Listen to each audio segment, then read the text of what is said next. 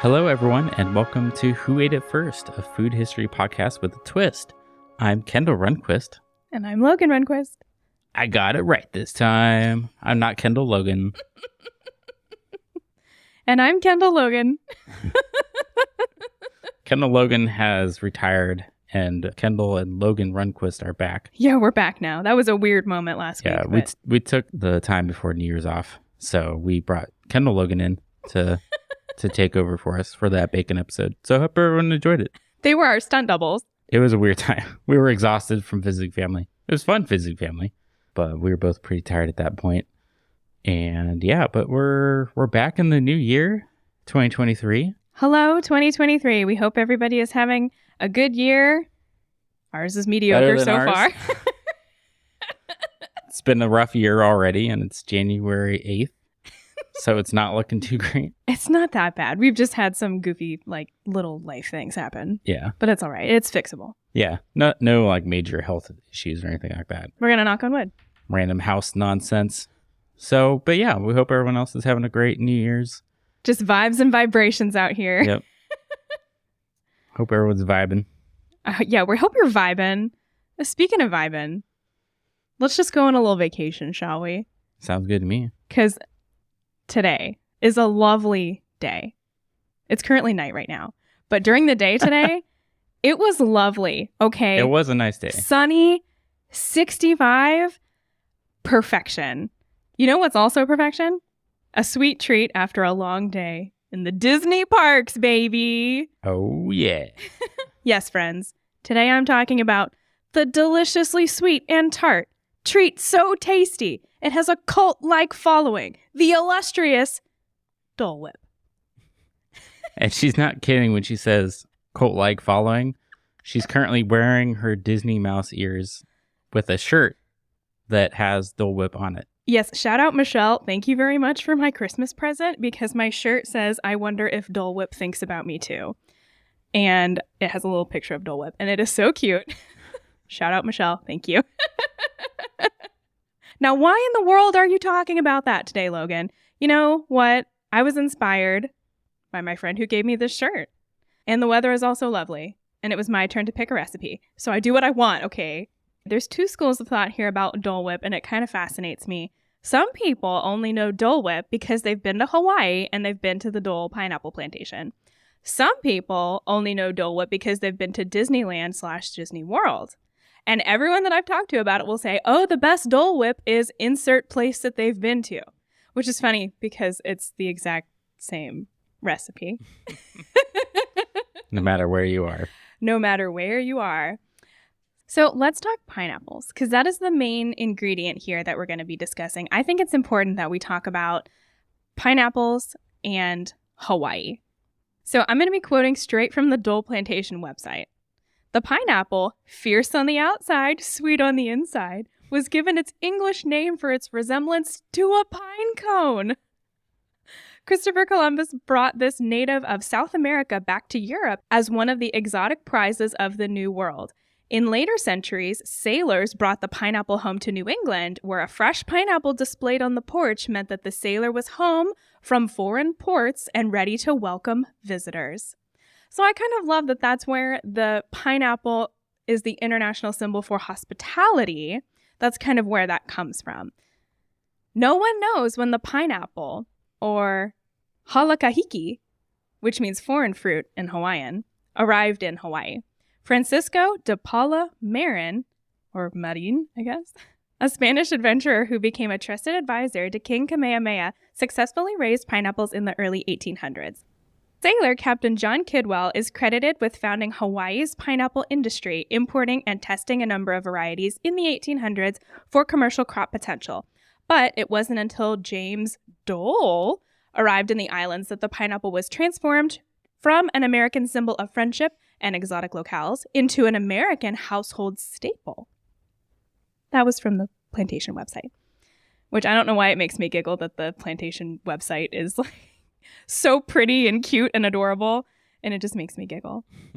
So my main source today is an article by Sarah Flynn on enchantedarchives.com, and she says the following.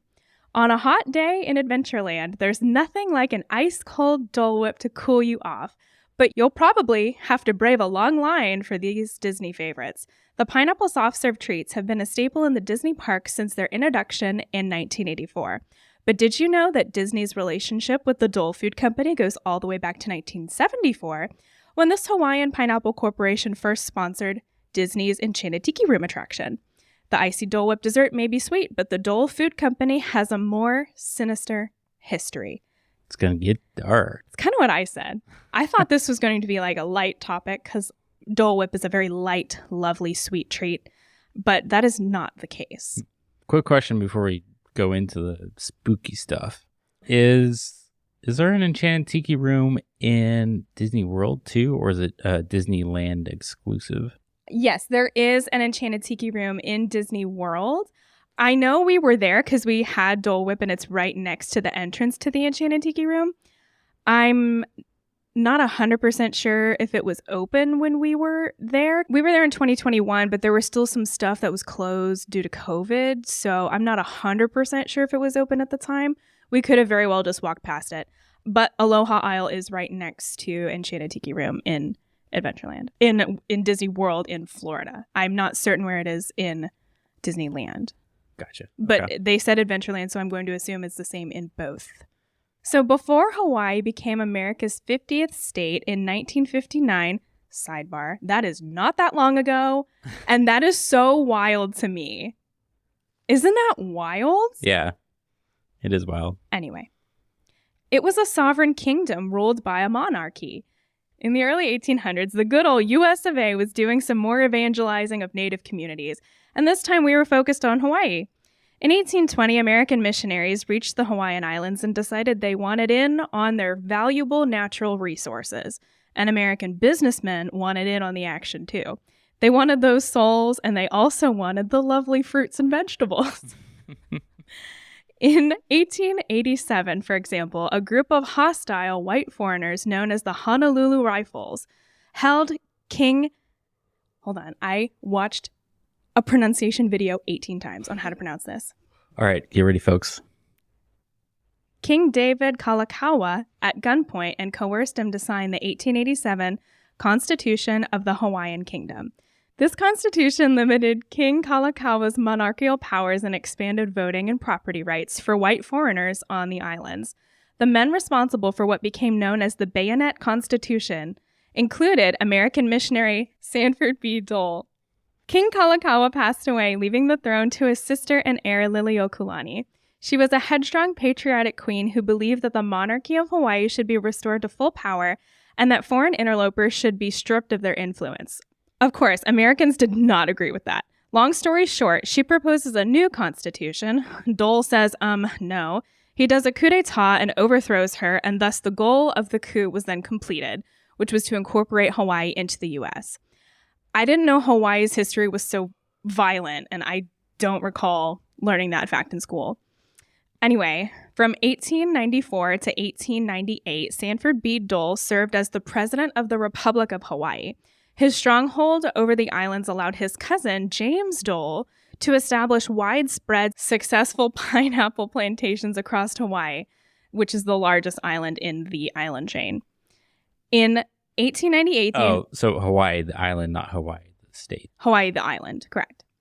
In 1898, the United States officially annexed the Hawaiian Islands, and they remained a U.S. territory until becoming a state in 1959. And I read that poor Queen Liliuokalani had to live under house arrest until her death because she was no longer the queen of the monarchy, so she just had to live under house arrest. Wow. Which is horrible. Yeah, that's terrible. The Dole Food Company calls the pineapple a symbol of friendship, but this company was founded on anything but. The delicious taste of a Disney Dole Whip may be refreshing, but as you eat your frosty treat, remember the last queen of Hawaii, Liliuokalani. That was a fabulous article, by the way. It was extremely long, and that was a very condensed version. If you're interested in reading, I'll provide the link in our Instagram. Fast forwarding a little bit, Sanford Dole's cousin James became successful with the pineapples. He founded the, let's say it together, Dole Pineapple Plantation. That's a 10. I was not ready for that. It goes all the way to the top, y'all. So this happened in 1901. So James discovered pineapple plantations on Oahu and Maui and bought the island of Lanai, covering most of it with pineapples. In my second article by Christine Hitt on sfgate.com, quote, "To the world, Dole made Hawaii synonymous with pineapples, though the fruit is not native to Hawaii. It's why the makers of pineapple pizza named them Hawaiian, a name that actually makes Hawaiians cringe. I'm skipping over some boring such and such company bought this company and changed names situations. So it was in 1976 that Dole Packaged Foods, capital all of those, a division of Dole Food Company, became a sponsor for Walt Disney's Enchanted Tiki Room at Disneyland Park, serving pineapple spears and juice. And in 1983, Dole became a sponsor at Walt Disney World Resort in Florida. Dole is still the sponsor today, which is why the connection exists from Dole Pineapple Plantation, Hawaii, and Dole Whip in Disney. It first debuted in Magic Kingdom in Walt Disney World in 1984, and then Disneyland in 1986. Quote, Walt Disney's Enchanted Tiki Room was this tropical show, and here was this tropical treat that you could take into the show and watch it. You know, you're welcome to take your Dole Whip into the attraction. I think that's really special, end quote. So the actual creation of the treat, quote, Dole Whip, itself was created at the Dole Technical Center in San Jose, California, by food scientist Kathy Westphal, who started working at Dole right after graduating from UC Davis. Dole had been serving vanilla soft serve ice cream with pineapples on top, sounds delicious, at a Disney World booth, and Westphal's job was to create a non-dairy dry mix version that could withstand Florida's heat.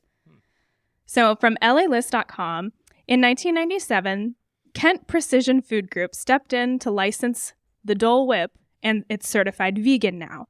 It's not yogurt. It's made with a non-dairy creamer, sugar, and natural flavoring and coloring. There's a few other flavors of quote-unquote Dole Whip: orange, strawberry, lemon, raspberry, and mango. You can find Dole Whip available for purchase in Adventureland, as I mentioned, next to Enchanted Tiki Room, or at Sunshine Tree Terrace, which is really hard to say. In Hawaii, you can get Dole Whip at the Dole Pineapple Plantation in its location on Oahu. So that's about 30 minutes from Honolulu. There's plenty of other places on Oahu itself, a couple on Maui, a few on the Big Island, and one on Kauai. Now, I would be remiss if I didn't talk about Walt Disney in the Enchanted Tiki Room a little bit. So non-Disney fans can feel free to skip forward a few minutes to our cooking portion. But according to Imagineer Waddle Rogers, Walt's inspiration for the Enchanted Tiki Room started with a mechanical bird in a cage that he purchased in a store in New Orleans. Walt took the idea and created the concept of audio animatronics.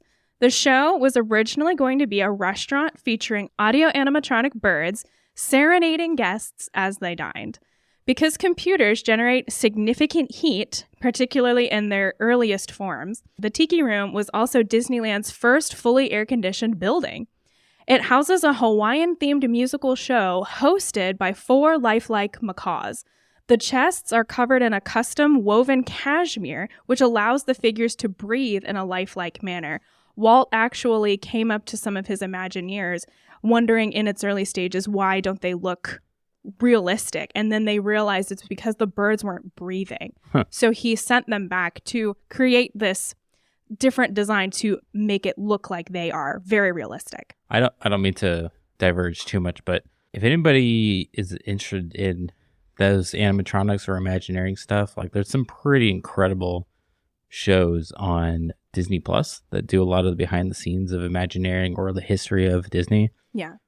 Like whatever your opinion is of Walt Disney as a person, some of the stuff he did was truly incredible, and they really showcase that a lot in those shows. I'm a nerdy tech guy, so some of the animatronic stuff is fascinating to me. And some of the things that came up like in like that time was just like revolutionary and completely changed things constantly. For sure. Behind the Attraction is really good. And there's one, I think it's just called Imagineers, and it's specifically about the Imagineers and how they have to rethink and reinvent and newly invent technology that's beyond what we have now. Yeah, they constantly push the boundaries of technology. So as the attraction took shape, Walt Disney told his Imagineers that he wanted the birds to look even more real. So Imagineer Harriet Burns took his words to heart using real feathers for the attraction's 200 plus avian residents. So in the attraction, there's singing, there's jokes, typical like dinner show, silly sort of antics. But Walt Disney and his Imagineers were absolute geniuses. So much so of what we know today about audio animatronics came from things like this. So these birds would eventually pave the way for great moments with Mr. Lincoln, which was another of Walt's foray into animatronics for the 1964 World's Fair. And there's a huge piece on that in Disney Plus. Yeah. If you like great moments with Mr. Lincoln, or if you've seen the President show, it has a name. I'm sorry, it's escaping me at the moment. But that's with all of our presidents, even current. So it just brings you to tears every time. Now, I've not seen the Mr. Lincoln one. I've only seen the president's one. And it will just make you cry. I never saw it until that last time that we were there, and I didn't really know what to think about it going into it, but it was incredible.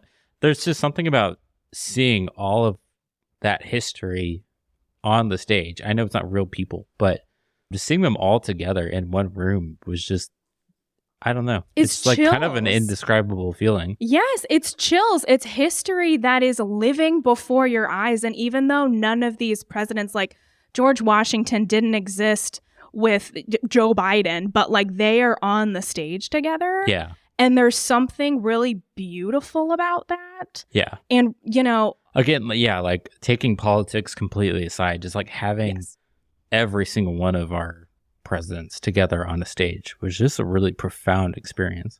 It's pretty darn cool. Anyway, enough history. I'm hungry. Let's go make some Dole Whip. Okay, let's do it.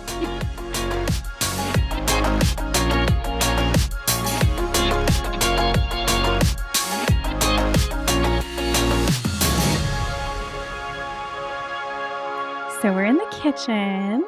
We're going to be making Dole Whip from my new favorite cookbook, The Unofficial Disney Parks Cookbook by Ashley Craft. This serves 6, by the way. I'm not super sure what that means. I'm assuming that's a scoop-ish. Per person? Per person. It could serve, 3 if you want to do a large, generous helping. Or 1 if you just want to pig out. I mean, hey, no judgment.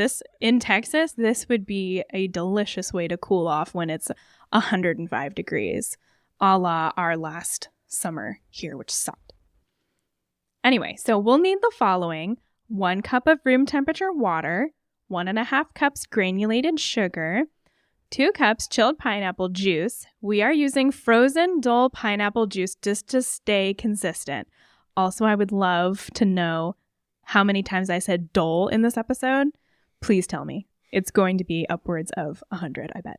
The last thing we need is 1 tablespoon of lime juice. So in a medium microwave-safe bowl, we're going to combine the water and the sugar. Basically, we're making a simple syrup. Microwave 1 minute, stir, then microwave 1 more minute, and stir again. Cover and refrigerate. This says at least 2 hours. Spoiler alert, we don't have 2 hours, so we're going to just make sure it's chilled. We're going to probably stick it in the freezer for a little bit. We're going to pour the pineapple juice into an ice cream machine. No, we're not. So we're on step number 2, but this is where we messed up last time. So I'm going to read what the instructions say, and then I'll read the caveat of what we did after. Because we've actually made this before. We made this before just for funsies, because I got this cookbook for Christmas or my birthday, and I really wanted to make it last year. So number 2 is pour pineapple juice into your ice cream machine and add 1/2 cup of your chilled simple syrup and your lime juice. Follow ice cream machine instructions and run for about 20 minutes. I think ours ran for about 10. But so this is where we made the mistake last time. We put the ingredients into the machine as it said, and we didn't turn it on. But when Kendall went ahead and turned everything on, the ingredients were already frozen because our ice cream machine is, pre-frozen. It's really cold. So it had stuck to the sides and it didn't incorporate as well. So this time we're going to mix all the ingredients together and then turn the machine on. Well, we're going to mix all the ingredients together in a separate bowl and then turn the machine on. And as it's spinning, we're going to pour the ingredients in so that it's already churning as we're putting the ingredients in so that we don't get the frozen pineapple juice on the side. So does that make sense? Everything in a separate bowl together. Mixy together. Then turn the machine on, nothing in it. We have our bowl of stuff. Put bowl of stuff into ice cream machine while it's on. Yay. Yay. Cool. So number 3, serve immediately or transfer to a large plastic container, cover and freeze overnight for a harder consistency. Please note that makes more of a sherbet ice slushy scenario. So if you want it to be more, soft servy-esque, doing it immediately, consuming it immediately would probably be your best bet. This seems like all really easy stuff to understand, but we messed it up the last time we did it. So that's why I'm telling you now so that y'all don't mess it up if you so choose to do this yourself. Okay, so we have our Dole Whip. And now we're going to taste it, right? We're going to taste it. And we're going to be back in our little end segment, Rave or Roast.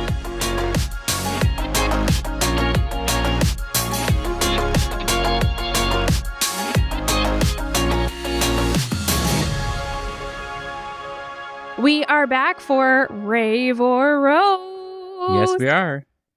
So, our Dole Whip. What do you think? It was good. I know we mentioned already that we made this one time a year ago or so.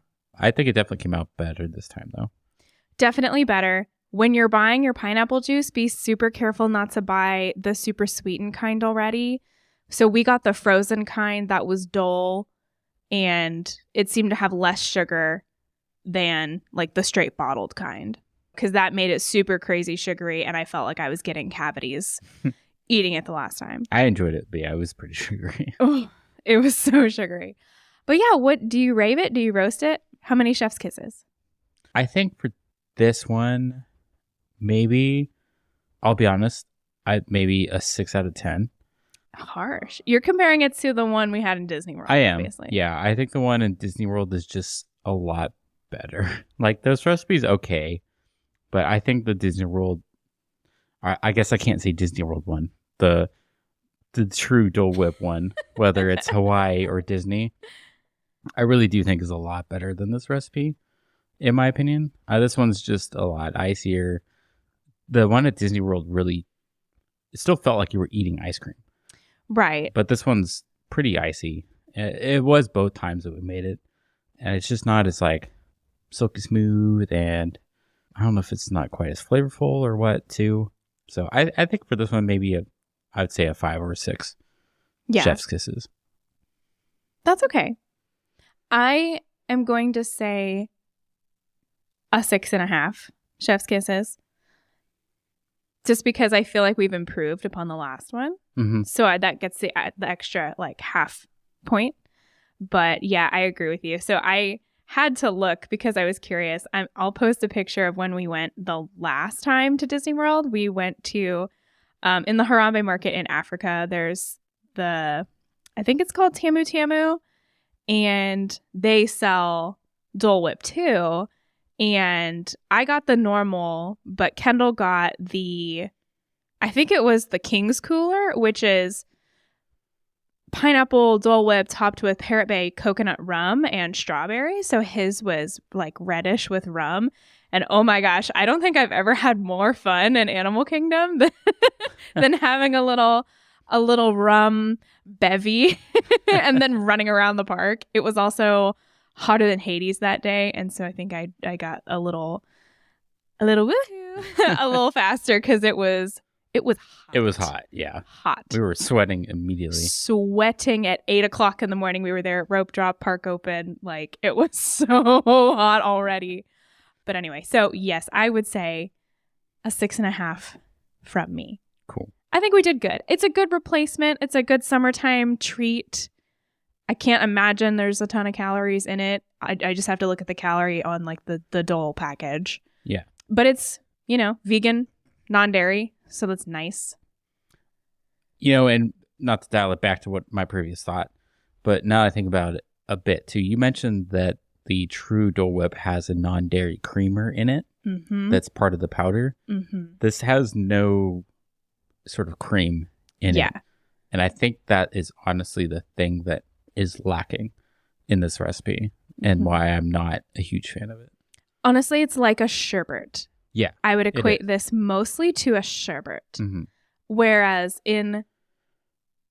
at the Dole Pineapple Plantation, because I've been there as well, and yes, it is the same recipe. I'm just letting everybody know that I have consumed both.